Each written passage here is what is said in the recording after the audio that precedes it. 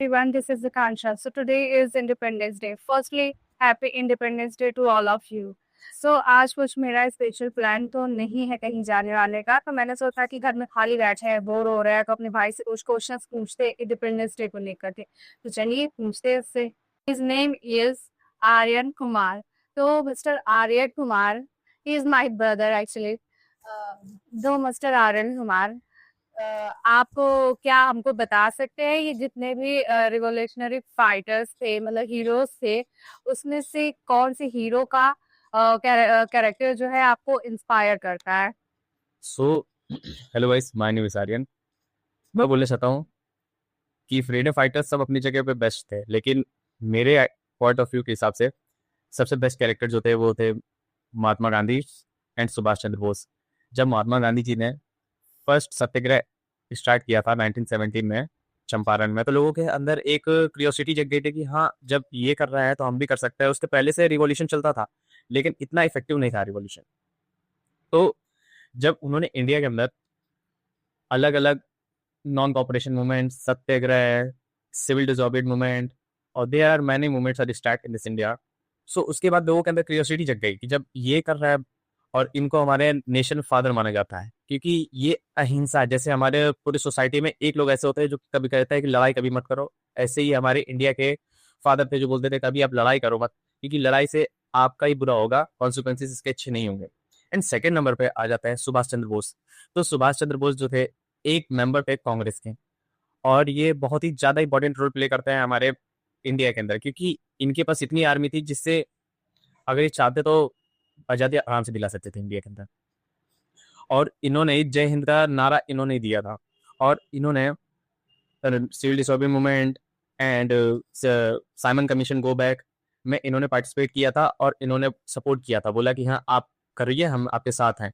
तो इन्होंने और पंडित जवाहरलाल नेहरू जी ने अलग अलग साथ में मिलकर अलग अलग स्कीम चलाई और सेशन किए, जिसकी वजह से लोग कांग्रेस के अंदर ज्वाइन हुए हैं, जो कि आज हम लोग इतना अच्छा देखने को मिलता है।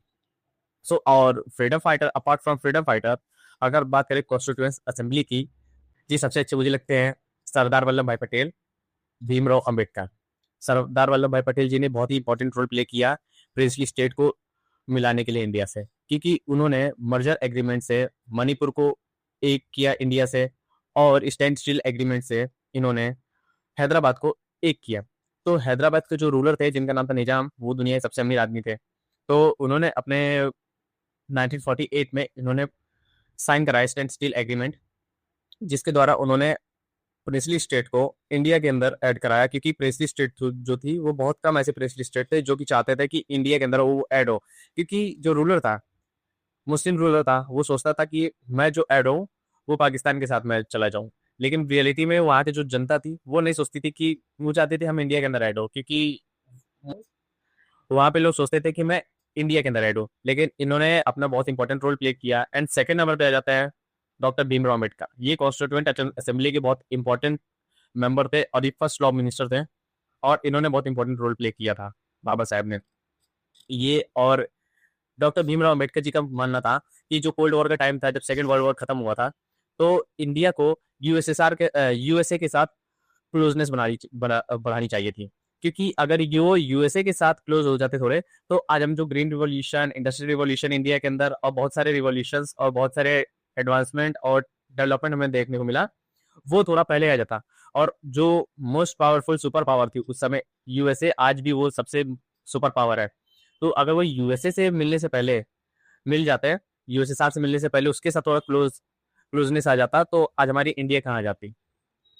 तो thank you and happy independence day.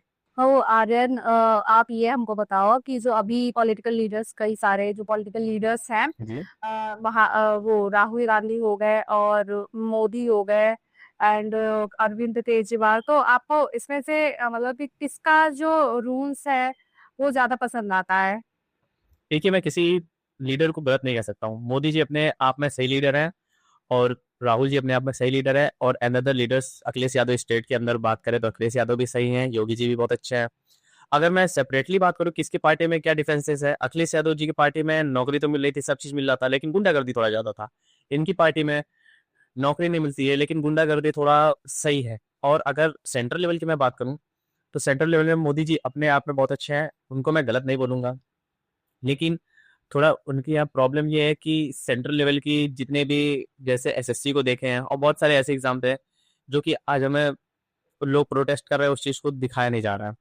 So government को उस चीज पे ध्यान देना चाहिए। अगर राहुल गांधी जी आते हैं सेंट्रल में तो वो इस सब चीजों पे ध्यान दें। अभी मैंने कुछ समय पहले वीडियो मैंने देखा जिसमें वोट चोरी को लेके बात हो रही थी, जिसके अंदर बताया गया कि 1.5 लाख 1.5 लाख वोट चोरी हुई थी एक कॉन्स्टिट्यूएंट असेंबली से।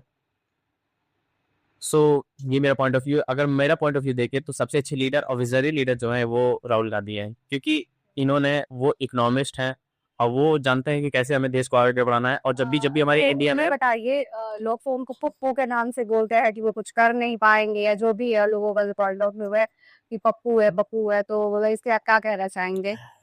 जी, ये पॉलिटिक्स है, पॉलिटिक्स में कुछ भी होता है।